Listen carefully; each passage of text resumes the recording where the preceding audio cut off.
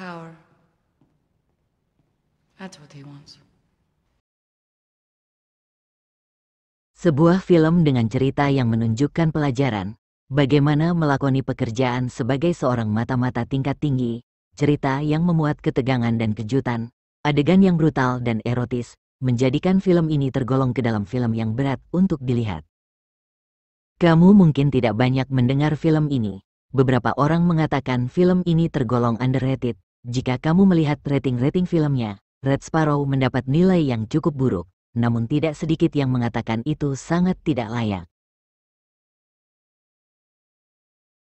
Red Sparrow didasarkan pada peristiwa dan pihak yang nyata, terinspirasi dari aktivitas mata-mata negara Rusia. Buku dan filmnya didasarkan pada gagasan sekolah, honeypot, tempat para wanita muda dilatih untuk merayu dan menjebak target intelijen.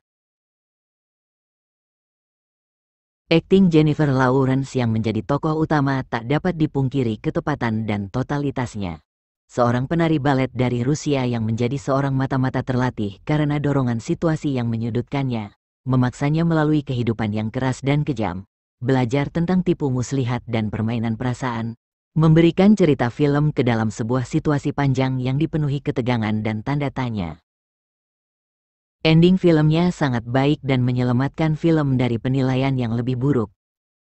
Dengan melibatkan topik dan memerlukan detail yang rumit, pembentukan sebagai seorang profesional bagian dari militer khusus, persaingan antara mata-mata versus mata-mata, Red Sparrow berhasil menyuguhkan akan sensasi persaingan dan ide mind-blowing yang siap ditangkap oleh penonton.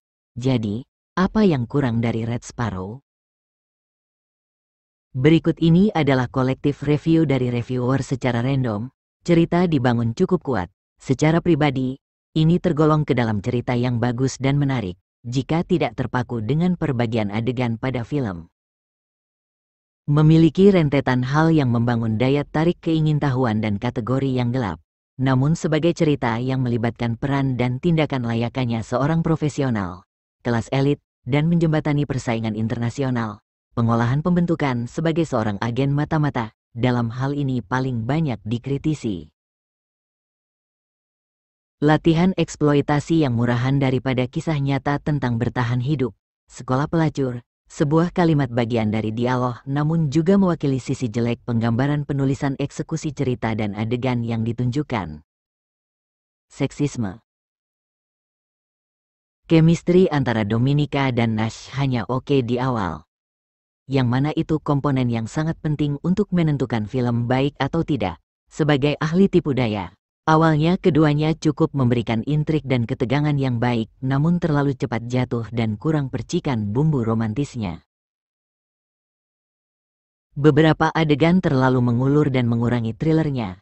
Red Sparrow sebagai penunjukan agen mata-mata dari intelijen masih kalah dengan film yang rilis sebelumnya, yaitu Atomic Blonde yang diperankan oleh Charlize Theron.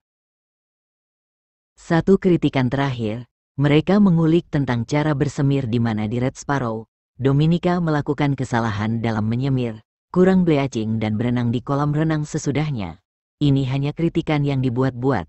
Jika berbicara tentang sebegitu detail dan akurat maka adegan action dan reaksi banyak yang menyeleweng.